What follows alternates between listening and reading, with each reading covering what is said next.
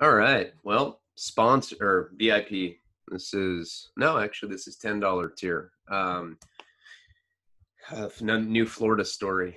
Man, you guys, I know I've been really, really busy, and I've been, a lot of it is the gifts were.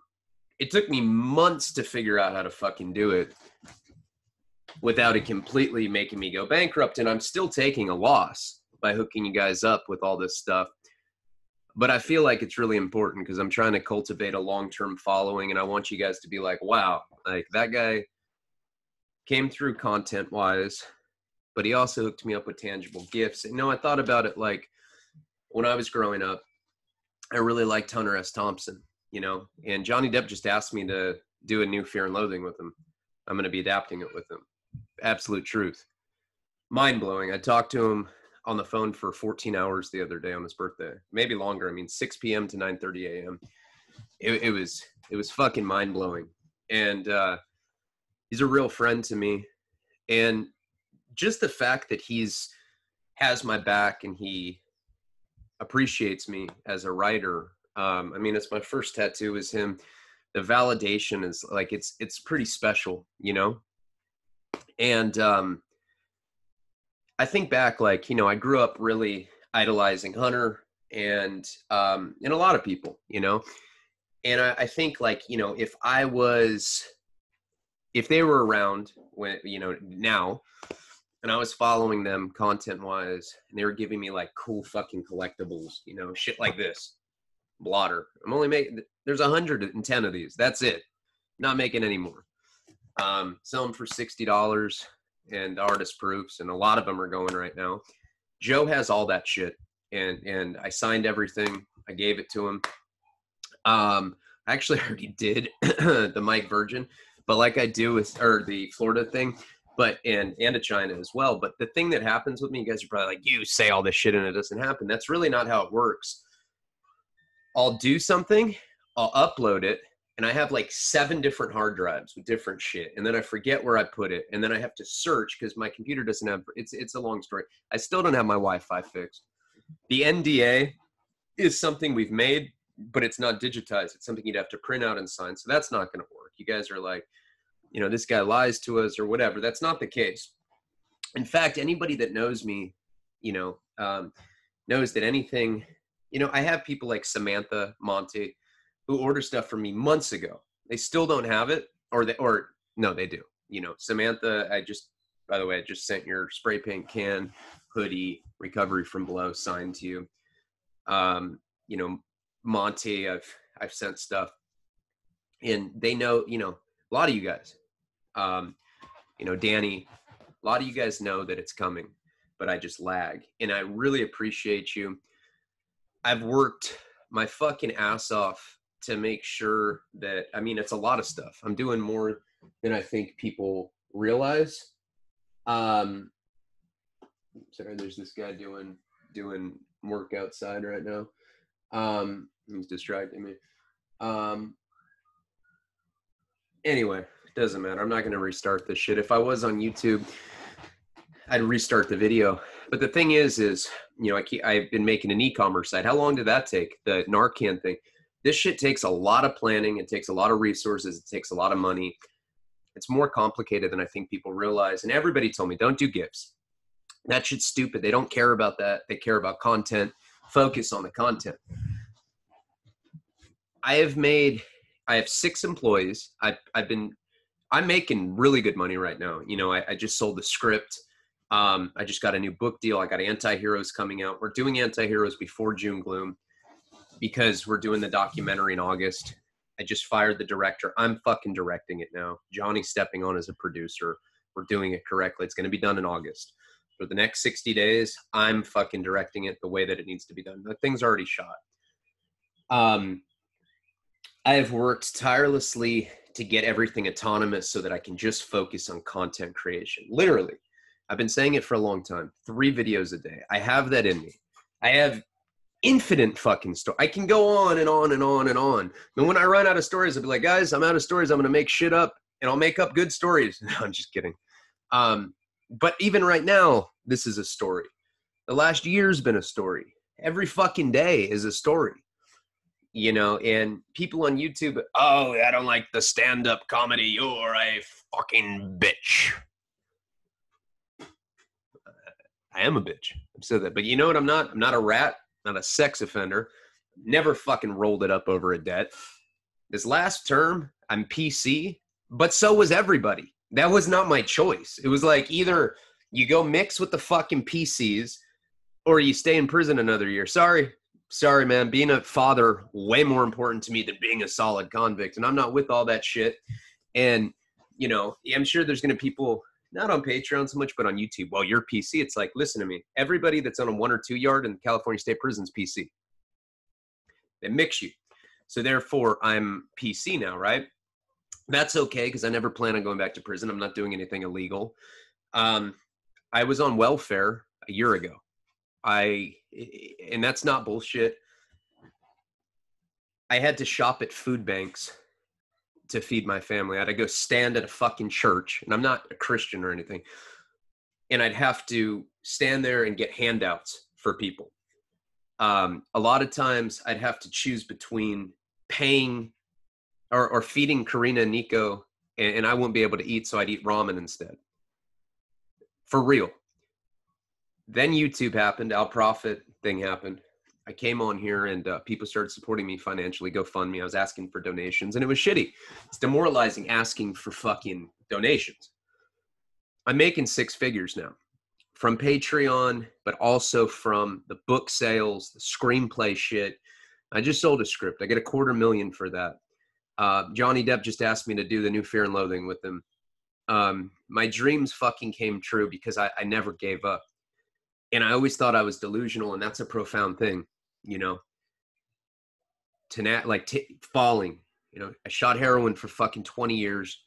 I've been to prison 3 times. I worked really hard at what I do.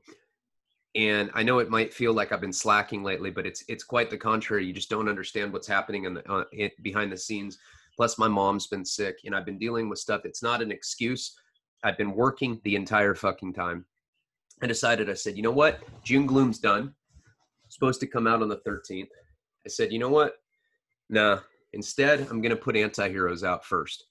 I'm going to do June Gloom in August. And we know, I think we know where the documentary is going. Pretty sure. I'm almost positive. And it's bigger than I thought, you know. And just everything's coming true. And I wish that Paul was here to see it.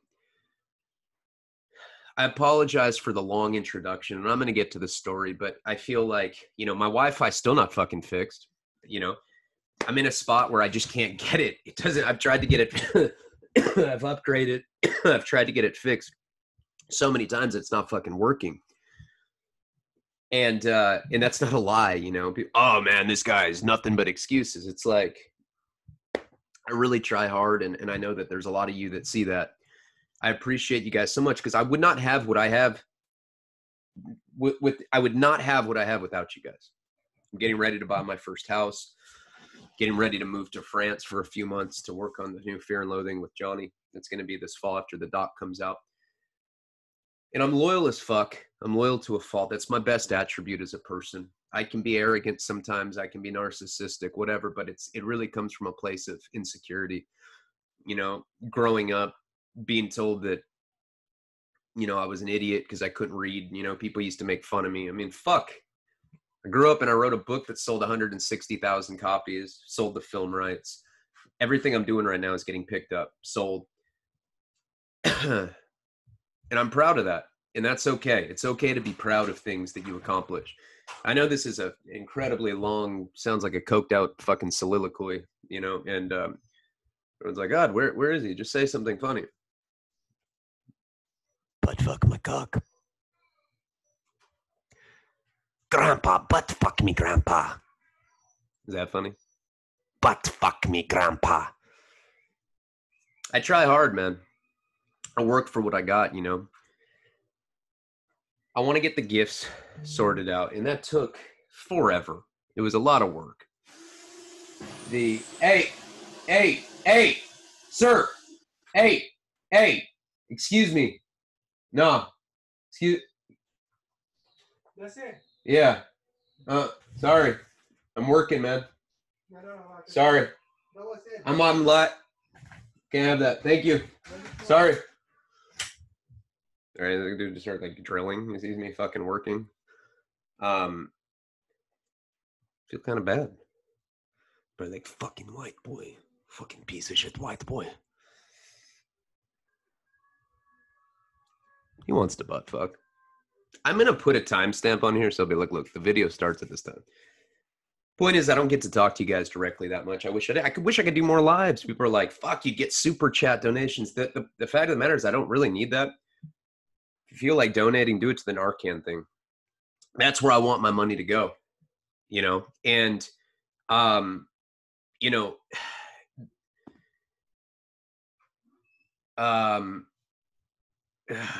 it is,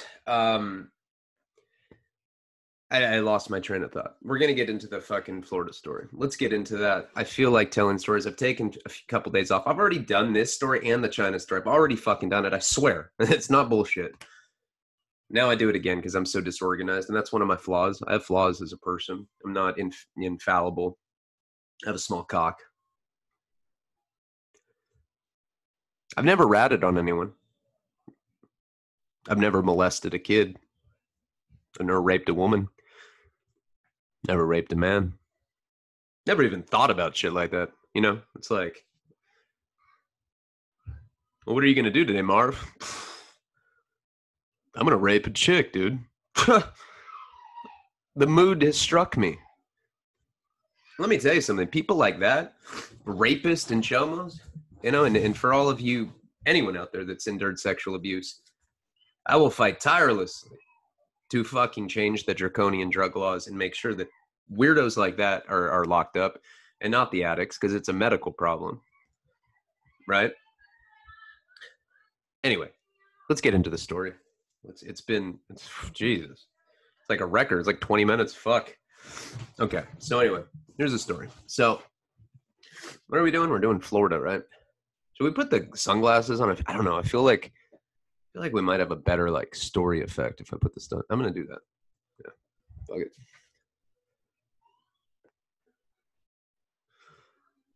Nah, I don't know. That's too viral. Yeah, it's too viral. It's too much. It's too whack. So where we left off last time, I'd been living in Florida. I'd been through this rehab watershed a number of times, right? And I'd relapsed out there, and I'd gone and lived with TJ. Remember the guy that would be like, oh, I'm going to watch The Simpsons, and then you'd hear balls slapping, like dubstep. No, dubstep wasn't even around back then, but, you know, like jungle music and shit, you know? I'm just kidding. I never heard any ball slap, but I do suspect that the guy was butt fucking. So what? I support gays, lesbians, all that, because I know what it's like to be looked down on because of decisions I've made. You know, who the fuck am I to say who someone can fuck? Or if you feel like a chick, you feel like a chick. That's not me. I don't wake up one day and be like, you know what? I don't want my cock anymore. This is useless. Cut it off. And I'm going to wear lipstick now. That is what's up. But you know what? That's cool to someone, and I respect it. I respect it. As long as you're not hurting another person, who gives a fuck? You know? Who gives a fuck? I'm really all over the place. I'm sorry. So I'd overdosed, you know, and I'm backtracking a little bit so that we can, you know, you remember where we're at, because it's been like a fucking month since I've done this story. I'd overdosed in the bathroom because I got in a fight with this girl. We had some like kind of long distance telephonic relationship. I went in the bathroom and I put, who knows, but it was a lot, probably a gram of China White, a big chunk, right? And I did it all. I did it all in one shot, and I overdosed. And the only reason that I survived it was because TJ's ex, I mean, he said it was a girl. Could have been a guy that he used to watch Simpsons with. He's like, dude, I have season 4 on DVD. Dude's like, I'm fucking there, homeboy. You know? And so one of his exes called, and because he got the phone call, it saved my life. I woke up in the hospital. Narcan had been applied to me, and the nurse said that I'd overdosed. And I was dope sick, and that's all I cared about. And TJ ended up picking me up. And instead of driving me to his place, he took me to rehab. He's like, "You're going to die." And I'm like, "Dude, aren't you like my heroin dealer?" He's like, "I am, but you're going to die. You're a bitch and you can't hang." Sorry, I have Wellbutrin in my nose. I'm still sober. So what? I'm off Suboxone. I'm off weed. Well, I'm not off weed. I didn't mean that. Weed and Wellbutrin. So what? But it makes my nose run like a motherfucker. So this rehab didn't want to take me back. Watershed didn't want to take me back, right? And my dad, it really affected him. I called him and I told him I'd overdosed. And he was beside himself, you know? Because I was that close to death, right? And me being that close to death, to me, I was going through it. So it never seems that bad when it's you. But to an outside perspective, because especially in your early 20s, you have that invincibility. You have that you're a superhero. It's not going to happen to you. And the fact of the matter is, I've lost so many fucking people throughout my life that were important to me from overdoses. But until Paul died, it was all fun and games still. Even though I've been to prison a few times for years and years and years, and I'd fucked my life up and I'd endured so much fucking pain. But back then, it's not going to happen to me. Oh, no. I have control over it. So you don't look at it like that. It's Russian roulette when you're an IV drug user. It just is. Every time you inject something, it's fucking pulling a gun, and there's probably an eighth of a chance. You know, 1 out of 8 chances you're going to die, and it's like that. But we don't look at it that way. You never know what the dosage is going to be. You never know how your body's going to react to it. There's a confluence of factors. So my dad didn't look at it like that. He looked at it in the rational, non-sick, non-drug addicted way. I'm going to lose my son. So I don't know what he did. I don't know if he bribed the people. At the time, I hadn't exhausted him of all of his fucking money. You know, he spent so much money trying to fix me. I go back to rehab under the condition they were used to me living with women. That's what they were used to. Or leaving with women. They were and that's a real liability at a place like this, because it's not just me that I'm possibly affecting. I'm bringing other people there, and really that's on them. They're letting this, how they looked, almost predator. And it wasn't that I was predatorial at all. I've never been that way, you know? I figure I was like, "I'm drunk. Let's fuck." I'm like, yeah, I'm going to need you to sign right here. So this is a consent form. Says, "I'm not drunk enough. I'm not too drunk to fuck you." Is there an anal clause on there? It's on the back. Thought you might. I got it covered.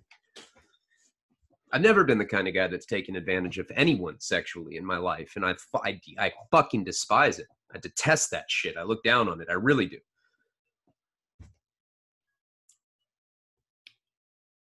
It's when you get to rehab and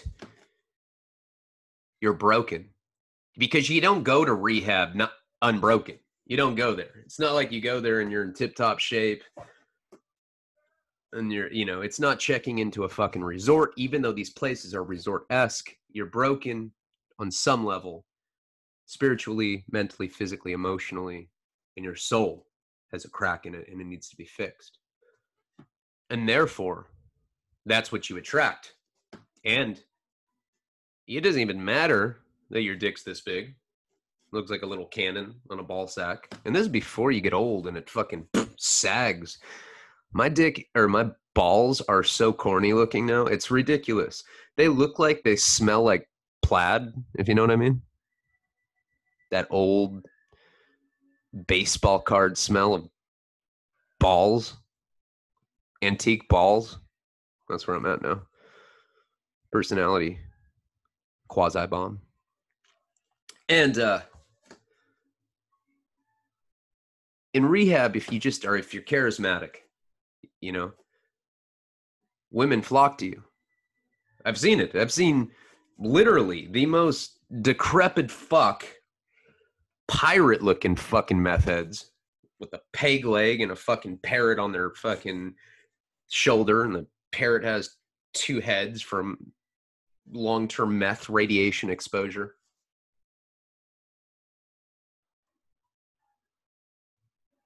Those guys can pull women because they're funny.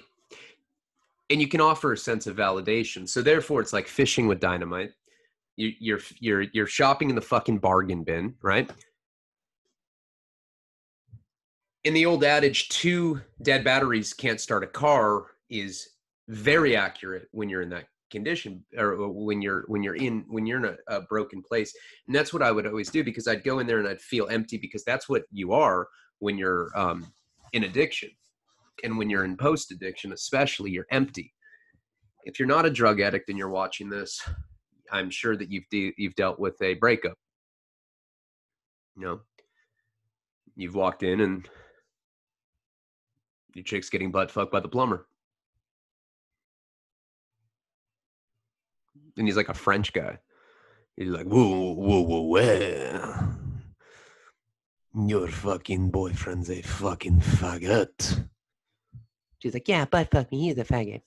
Oh my God, he's home. Fuck. Ah! And then you get a shock and you're like, fucking head blows open like a watermelon.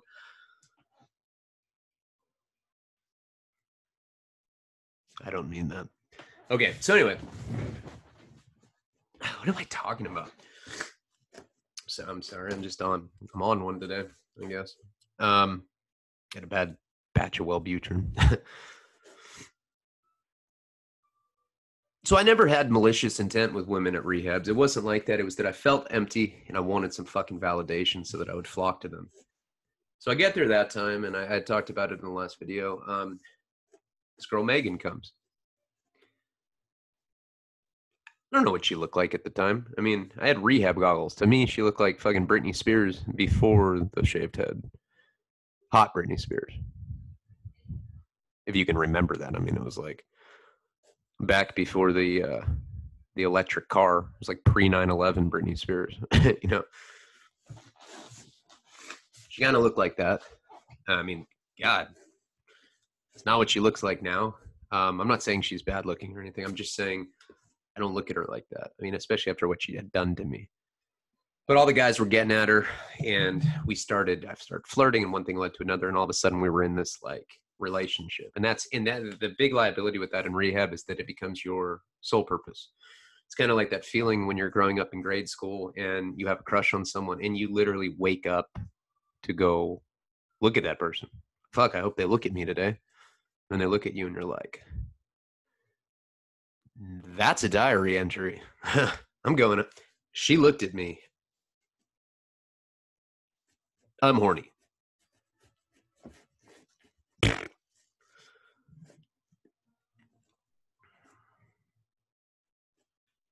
I'm really sorry, Mom and Dad, if you're watching this. I'm sorry. It's just who I am. That same kind of thing where it gives you this like very false sense of it's like this false it's like this false purpose, right? And what happens is recovery is not possible because it's an artificial feeling that dissipates as quickly as it forms, but you don't know that. So it's basically a piece of shit, right? These are the kind of women that you would attract in rehab. And hey, no doubt this is the kind of men you attract if you're a woman or if you're a guy that likes a casual butt fuck rendezvous here and there, right? It's a piece of shit painted gold. So it looks great. You're like, damn, look at this gold nugget, but it's a piece of shit. No matter what, because you're broken. You can't fucking love yourself. You can't love someone if you don't love yourself. We all know that. You don't need to be a junkie to know that. That's just a rule of life. So her and I get her, right? She picks me out of anyone. I don't know. Maybe it's because I was honest. I was like, listen, my dick is not small. I have no money. I have the propensity for acne when I use drugs. I get skid marks once in a while. I don't know why. Who knows? Maybe it's depression. Maybe I get fatigued when I go to wipe and then, there's these shit stains. So I don't know. Maybe it's because I'm fucking in a perpetual state of heroin withdrawal all the time. Maybe that's why, but it's true. And this is who I am. And that honesty can be attractive, I think. Maybe. I don't know. Probably not. I don't know. But I can't think of a reason why I got her. I think it was just the charisma, and it was the fact that I offered her that faux validation. The problem was that everybody else at this place wanted her too, including a UFC fighter. I don't remember his name, but he was a big white guy, a UFC fighter. And he was hitting on her all the time. Now,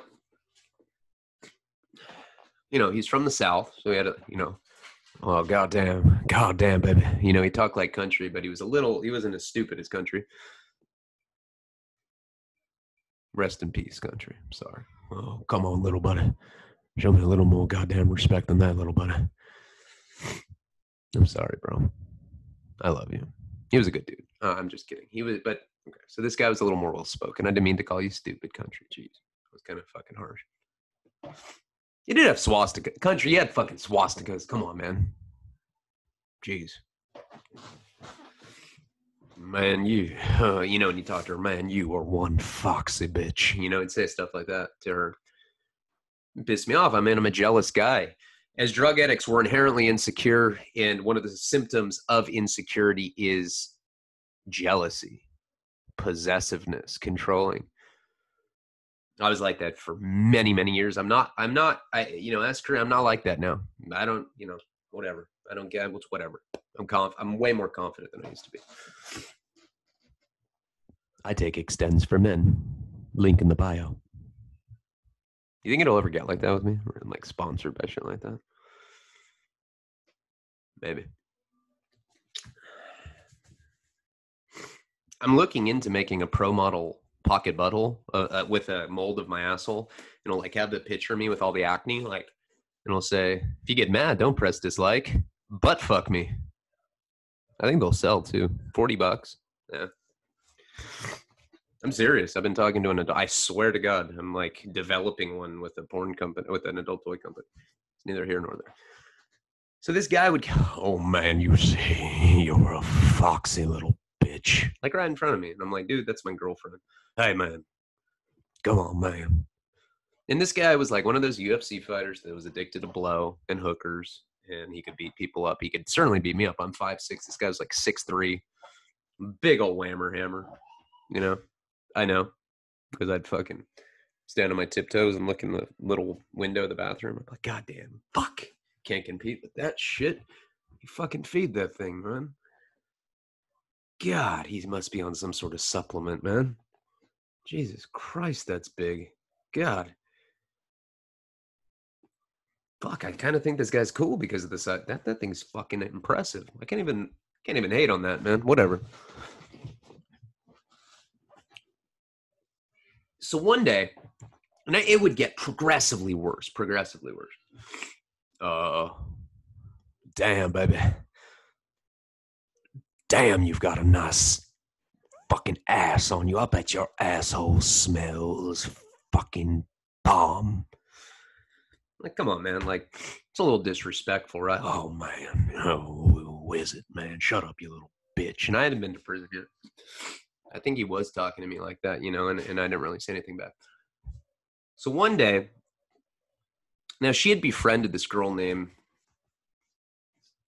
let's call her Allison. I think that's what I've been calling her in the story. That's not her real name, but let's call her that.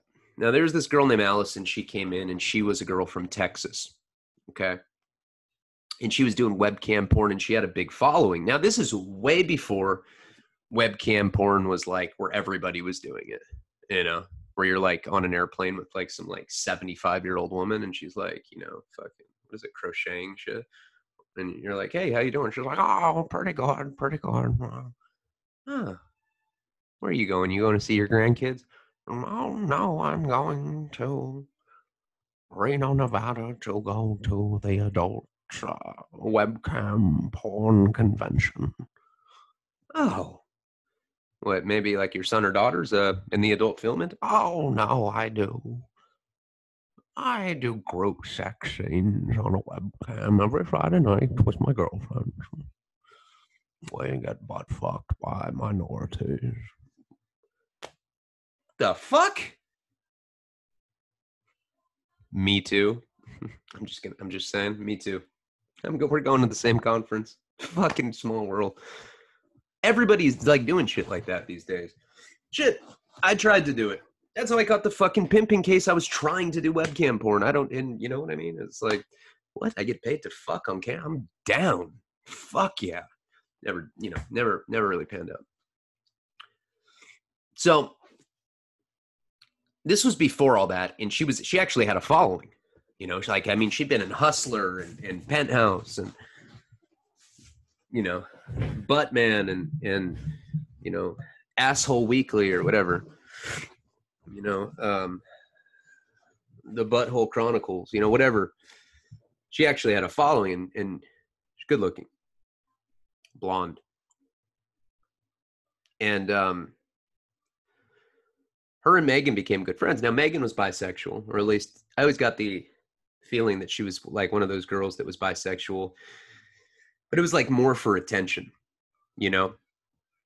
It was more for attention than actually being about being attracted to women. And she had this black roommate, this black girl that, God, man, I'm not racist. I'm all about equality. But well, yeah, and she was with one of them goddamn blacks. You know, I mean, I don't mean to talk like that. I hope that it doesn't come off that way. Well, you don't. It only comes off that way when you point it out. Well, fuck, man. It means a lot to me that I don't be perceived that way because I'm not that way. So, and when you do the kind of humor and shit that I do, it's always a fucking possibility. I'm trying to get comfortable. Okay, so, you know, she'd talk about how her and her roommate, the black chick, would hook up. You know, before we were like a couple or whatever. And so it was like her roommate, and Allison. And they became like best friends. So one night, and I didn't know Allison that well. I mean, I was so preoccupied by Megan, and I was behaving myself before that point, right? One night, we had moved on to like the second phase of the program. So we weren't living in like the main building. We had been taken to a whole separate campus, really.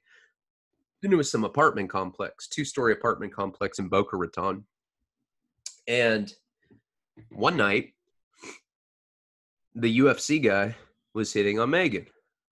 And he's like, and, you know, I'm right in front of him, and me and her are holding hands. And he's like, oh, hey, oh, goddamn. Oh. And he'd really talk like that. I mean, like, you think the guy, like, had anal beads in his ass or something, and he was like, pop, pop, pop, pop. Oh, man, that feels irie as fuck. Oh. And he's talking to her, he's like, hey, you want to go somewhere, and I got to talk to you in private. I'm like, hey, man, show a little respect to my girlfriend. My guy's like, the fuck you say to me? I said, it's my girlfriend, man. I mean, listen, I'm not a tough guy. I'm way tougher now than I used to be. I am tough now, I'd say. I really am, you know. I'm not scared of anyone. I don't give a fuck, you know. Took a long time for that fear to go away, but back then I still was. But still, I'd still stand on my shit, you know. I wasn't a little bitch or anything. And I said, hey, man, like, don't talk to my girlfriend like that. And he's like, hey, what in the fuck? Hey, man, shut the fuck up. He just slaps me, right? I get hit, and she jumps in front of us. And I'm looking at this guy, and he turns red. He, like, turns into an animated bull. And, like, smokes, like, fucking spewing out of his nose like tusks. And I was like, holy fuck, man. And I ran, right? I ran away from him. Yeah, I did. I was just explaining how I wasn't a bitch. Full on, I went full bitch, right? So I run full speed down this hallway, and I go up these stairs, and I go into my room, and I lock the door, and I'm like, I had a roommate at the time, and he was like this stoner with dreadlocks, right? We were in rehab, but he always seemed stoned, and it always smelled like Nag Champa incense, which we weren't allowed to have. He always be like, hey, brother. And I'm like, how do you always seem stoned when we're in rehab? He's like, oh, I'm just been meditating, brother. He was kind of like Jeff. I was like, dude, I don't even remember the UFC's guy. And I think his name was Chris. I'm like, dude, Chris slapped me, and he's fucking trying to get after me. He's like, eyes were rolling. I'm like, are you okay? He's like, yeah, brother. I was like, oh my God, dude. And I was petrified. This guy, Chris, I think that was his name. I'm not sure. UFC guy. It's a scary guy, right? Now, we had a landline in our room. And so you could call, like, everyone had like their own apartment, and you had roommates, and they kept the refrigerator stocked, and there was a pantry stocked. And we could call each other. So Megan called me, and she's like, hey, are you all right? And I was like, not really. A professional UFC fighter is trying to fucking beat me up. No, I'm not really okay. And she's like, well, honey, I want to leave. I want to leave so bad. And so does Allison. We want to get the fuck out of here. We feel like getting loaded. And I was like, I've told the Mike Virgin story a lot, but I haven't told this part. And that's kind of the point of this Florida story, is I'm trying to go a little deeper into what happened. She's like, do you want to go? I was like, let's go. Yep, let's go. I packed my stuff, and I was like, let me know when he's not around, because he was pacing outside, like ripping his shirt off and like snapping into Slim Jims and shit, right? So she called me, and she's like, okay, we have our bags packed. We're ready to go. It was her and Allison. Her roommate didn't come. So they met me at the stairs when she said that he was no longer there. I guess eventually he just like stopped pacing and was just like, ran out of Slim Jims to snap into or whatever, and he just left. So they met me, and we have our luggage. And we just start walking out off the campus. Now, the staff there wore pink scrubs, same kind of pink as the Monopoly guy snorting blow. And they're like, no, don't leave with Leone. He's bad news, right? And we just we're like, fuck you. Fuck you. We're out of here. You can't tell us what to do. Fuck you. And we just kept walking. And they were pleading, please, you're going to, he's a loser. You guys are going to throw away your entire lives going off with him. Fuck you. So we leave. Honest to God truth. We walk for about 2 minutes. We get to a red light, or like we get to a crosswalk, right? We have no idea where we're going. We all have like luggage on us. It's humid as fuck in Florida, bugs everywhere. It's just a very, very, very uncomfortable situation. And what ended up happening is I swear to God, we see TJ at a red light. He's in his car, and he's with some other dirtbag. I don't remember. He was kind of like a James Woods character. You know what I mean? Just some sleazy motherfucker. He reminded me of James Woods in Casino. He's like that kind of guy. And they see me, and they just wave me down because they see me with these two girls. Now, regardless if TJ is gay or not, I'm kind of just joking because I don't think he is. I think he wanted these chicks, right? Or maybe his dirtbag friend did. And they kind of wave us down. They're like, yo. And I just happened to run into him. Now, remember, TJ lived in West Palm Beach. The chances of like running into him right there at that time are like, it's very odd, very synchronistic that happened. It was very strange. They see me with these two girls. One of them's a porn star. One of them looks like Britney Spears pre 9/11. And they're like, hey man, come on. You guys just AWOL from rehab? We're like, yeah. They're like, okay. And like the dirtbag, James Woods dude, jumps out of the car, helps us put the luggage in the trunk, throws all of our shit in the trunk, right? We get in, and Allison, Megan, and I are sitting in the back seat. TJ's driving, the dirtbag friend in the passenger seat. They have a 30-pack of Natty Light. They start drinking the Natty Light, right? And they're like, hey, so you guys just AWOL'd? We're like, yeah. They're like, I bet you want to get drunk. Here you go. Hand us each a Natty Light. I've been clean maybe 30, 40 days. So it was liberating to taste beer again. It goes to your lips. You feel the suds and warmth go down your throat. Instantly you're back. You're using again. I mean, that's the relapse. It's like that first second where you just make that transition from abstinence back to substance. Probably pound about 3 or 4 of them on the way to their house. It's probably like a 15-20 minute drive. Girls drink a couple. Of course, girls have a different tolerance, and we're completely clean. I mean, it's been a month, maybe 40, 45 days since any of us had used anything. Allison's a crystal meth addict. If you remember, Megan was a nurse that had been addicted to OxyContin during the OxyContin craze. And her story was that her brother had died of a heroin overdose and that she had dipped into the OxyContin in Demerol, Dilaudid morphine at the hospital. She had become a opioid addict. That was her story. And that her husband was in Iraq fighting. They'd gotten divorced. He had left the house to her. She had this huge house back in Knoxville, Tennessee. And, she had this independent life in Knoxville. Allison was this porn star. She was from Texas, and I'm a heroin addict from Santa Barbara. That was our respective stories. So we end up going to TJ's house. Now it was an apartment. He lived on the 3rd story of an apartment complex. So there was the top floor, middle floor, bottom floor. Then there's this big parking lot, a meadow, and then there was like a commercial strip, right? God, these dogs, they're so obnoxious. This is another reason I don't record normally in the day, is because of these fucking dogs. They're so obnoxious. They're usually in the room. Jesus Christ, dude. What in the fuck? It's really bothering me. Okay, so anyway, sorry, I was about to go punt a motherfucker. Do you feel tough? Do you feel tough talking to dogs like that, you little fucking punk?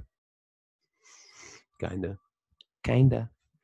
All right, so anyway, we get to their pad. Now, James Wood guy been talking to Allison, hitting on her. Oh yeah, I'm part of the local bowling club. What do you do? Oh, I'm a porn star. I'm from Texas. Oh my God. Match made in fucking heaven.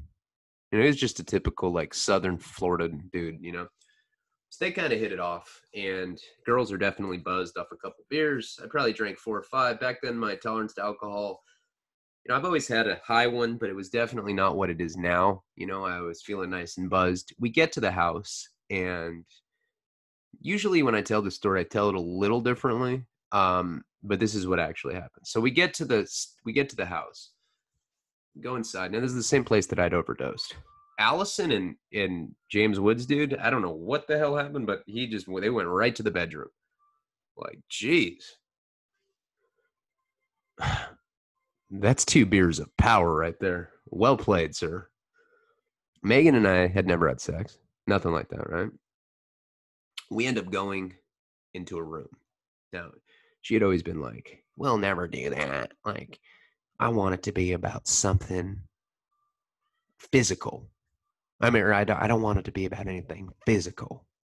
I want it just to be, you know, an old-fashioned courtship, right? This is the kind of shit she'd tell me throughout the time that I was at rehab. And then one day, the day before we left, actually, she came up to me and she's like, you know, baby, when I see you, it makes my pussy so wet. I was like, what? She's like, you heard me. I'm like, well, call me old-fashioned, but I like it when you tell me stuff like that. I know you do, baby. So we get there, and we end up going into this room, and we, you know, so we finish, go in there, and TJ's just by himself, you know, he's watching The Simpsons on mute, whatever. He goes, I bet you want a shot, don't you? I was like, of course. Like, I got you, bro. Makes up a shot of China White, flicks the air bubbles, hands it to me. I hadn't done a shot of heroin for, 30, 40 days. Whatever. Back then, I had these ropey, I was always like vascular as a kid, athletic and shit. I grew up skating, surfing, and playing sports and stuff. And I always had like a lot of veins. I don't really have them. I mean, they're gone now, but they're not that bad compared to some fucking people. Still my neck and stuff. My legs, some areas. But I do a shot. Now I do a shot and I get pretty loaded because I already had the buzz of alcohol, and I'm just like, I get that rush and I'm just like instantly itchy. That's what I do when I shoot up. I get instantly itchy. After that happened, Megan's like, oh my, I've never tried IV. I would really, really, really like that. And I was like, I'm not going to be the one to do that. I think I'd heard Bradley Noel from Sublime. I think I'd read a book that his family had put out, and he had talked about how it's one of the few morals that he had as a drug addict is that he wouldn't shoot people up for the first time because it's so goddamn destructive, And he really influenced me a lot. And, that's kind of why I'm working with this family and I'm trying to do stuff in his honor now. I'm trying to work with them. Been talking to his sister and, so that's one thing I didn't do. And I said that I was like, I'm not going to shoot you up. So DJ's like, fuck it, I will. So she cooks him up. He cooks her up like a rinse, like a cotton rinse. He gave me like a real shot, gave her about a rinse, sticks out her little arms. And girls always have these little teeny, girl arms are always harder to hit for some reason. And he's, doing his little surgical precision, hits her. She gets high, instantly goes to a frown. She instantly looks like a sereno. Hey, what up, dog? Damn, fool. I'm fucking stoned off marijuana right now, fool. This fucking feels fucking pretty bomb, dog. That kind of thing. Allison comes out of the room. Clearly, James Woods' guy just fucked her. Clearly. Hair's frizzy, sweating. She's like, that guy just fucked me. I turned to Megan, I'm like, I bet they had sex. But it was obvious. She didn't say that, but it was obvious that they had. She sees the condition that Megan and I are in. Megan still has a tourniquet around her arm. She's just like, hey, dog. I'm so fucking high on pot right now, dog. No. She was high. She could barely talk.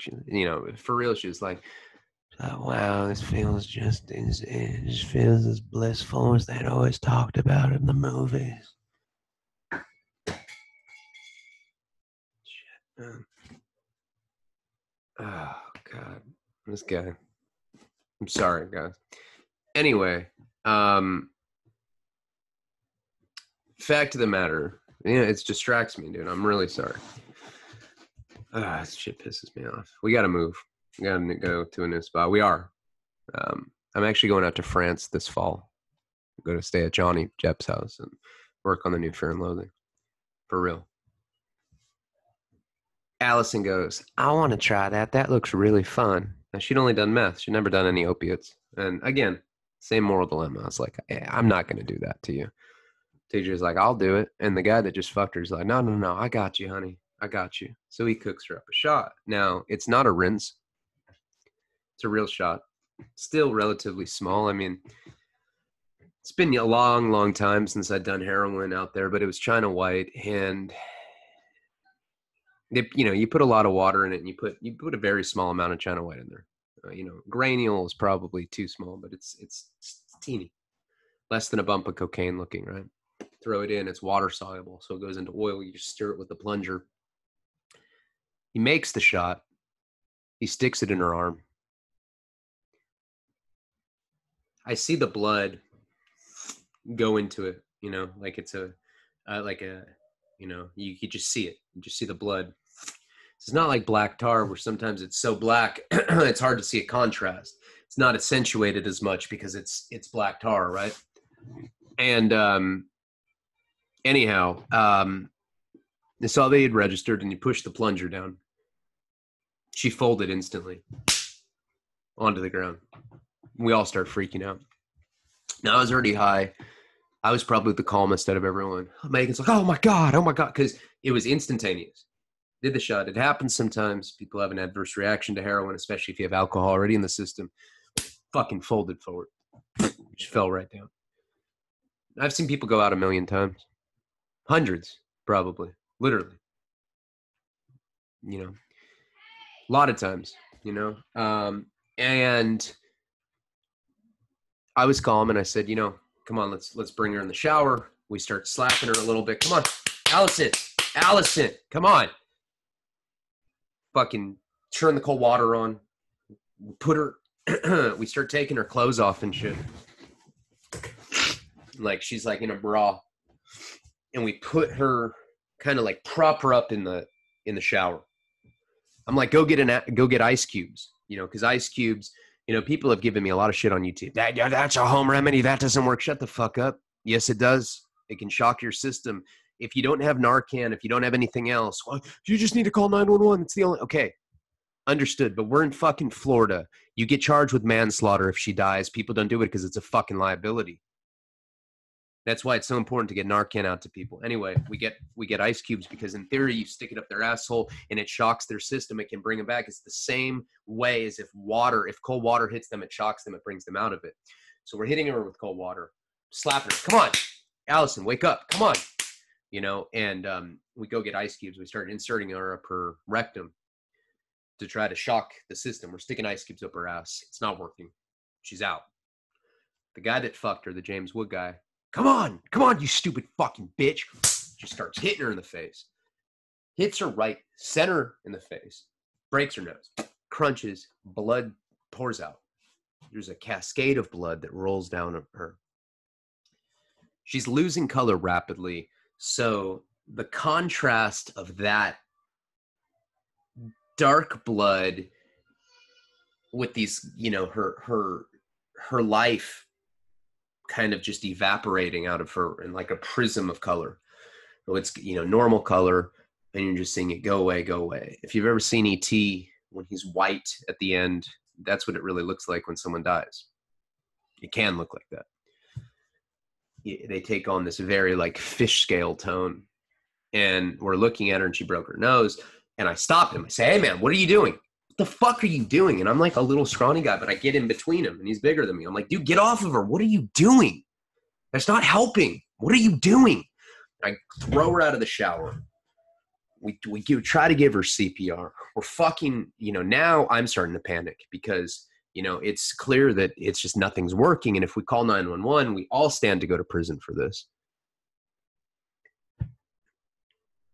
I'm feeling her pulse, listening to her breathing. I'm feeling her pulse, listening to her breathing. Although I'm really high on heroin and I'm buzzed on alcohol, adrenaline snaps you out of it. You feel hyper aware. Everything's in slow motion because I'm feeling her pulse, and it becomes clear that she's dead. She's not breathing anymore. And it's a very weird feeling, and she's getting colder. And when I'm touching her, she feels cold. You know, of course she was in cold water and blood swirled down the drain, but she looked like a porcelain doll, and there was makeup kind of just going down her face. It was like a very, very disturbing image that I'll never forget. And her eyes were just open, and she was kind of, you know, it was like these like it was almost like these projections of death, you know, these like nightmarish projections, like the last thing she saw scared her. And I'm like, she's dead. And Megan's like, what do you mean? And I was like, she's dead.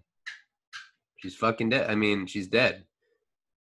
Oh my God, Allison. And she's like on top of her. She's like hugging her dead body. And then I think she felt the coldness, but she kind of like got up because it shocked her. And I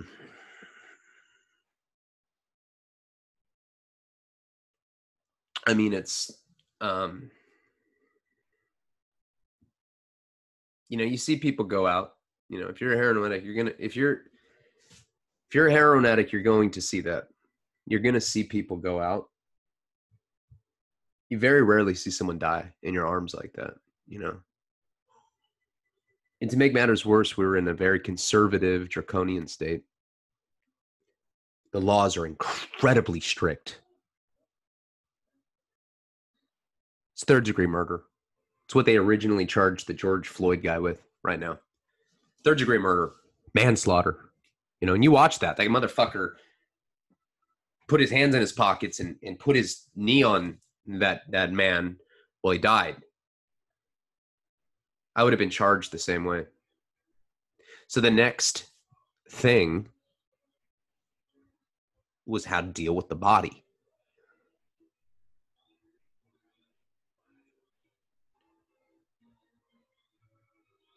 And it was so sad to objectify her like that. Because that's what she'd been reduced to, evidence that we had to get rid of. And we had a lot of fucking issues there because, first of all, the dirtbag James Woods guy had fucked her. And he nutted in her raw dog. So he had sperm in her, plus he'd hit her in the face, so he had broken her nose. It looked like she'd been murdered. Regardless of the fact that she had drugs inside of her like that. Is the first issue. Third issue, that was the first issue. The second issue was that we were on the third story of a fucking apartment complex at night. It was nighttime now. We left in the day. It was probably, 5, 6 o'clock. It was night. It was dark by the time this happened.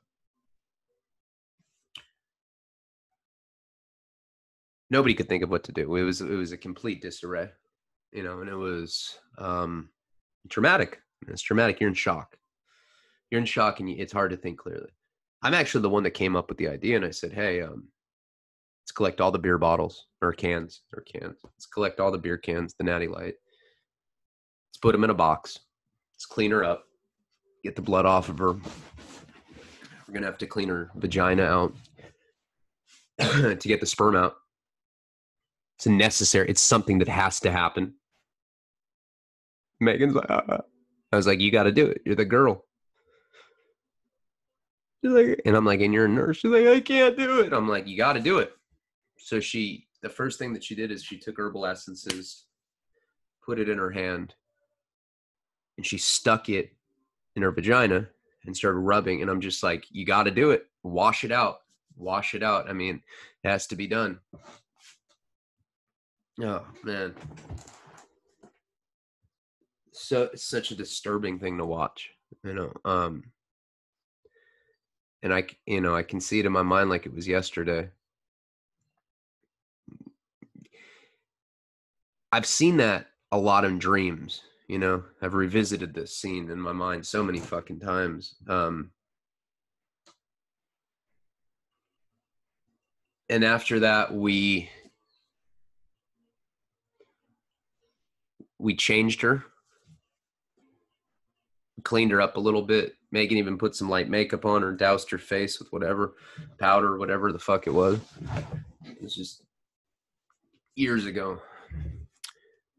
Collected all the beer cans, and my whole theory was, if they see us walking with Megan, they're going to see us with a pretty girl.